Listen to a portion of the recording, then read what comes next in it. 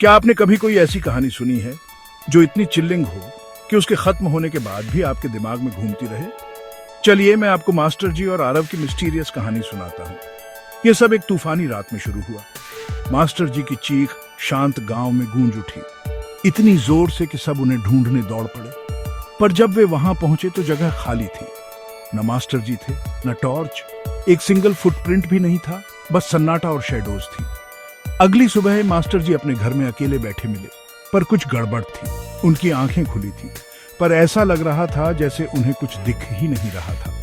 और फिर मुश्किल से सुनाई देने वाली आवाज में उन्होंने कहा, मैंने उसे देखा है, वो बच्चा, अब वो मेरे अंदर है। उस दिन से मास्टर जी ने किसी भी मिरर में देखने से मना कर दिया। अगले दिन उन्होंने अपने घर के सारे मिरर्स तोड़ दिए।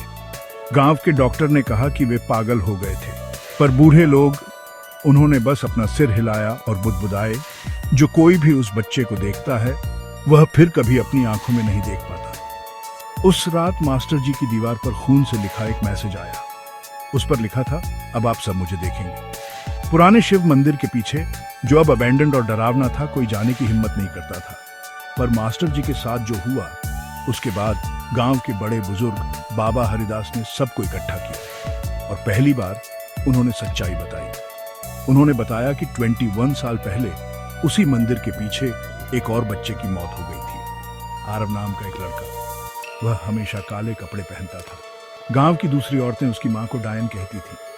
उन्होंने आरव को जिंदा जला दिया और जैसे ही उसकी मौत हुई, आरव ने कसम खाई, जिसने मुझे जलाया मैं उनका खून पीऊंगा, और जो कोई मेरी सच्चाई छुपाएगा मैं उसकी आत्मा चुरा लूंगा। उस रात से मंदिर के पीछे की जमीन कभी नहीं सूखी और कोई भी बच्चा जिसने उसके पास खेलने की हिम्मत की, वो कभी वापस नहीं आया।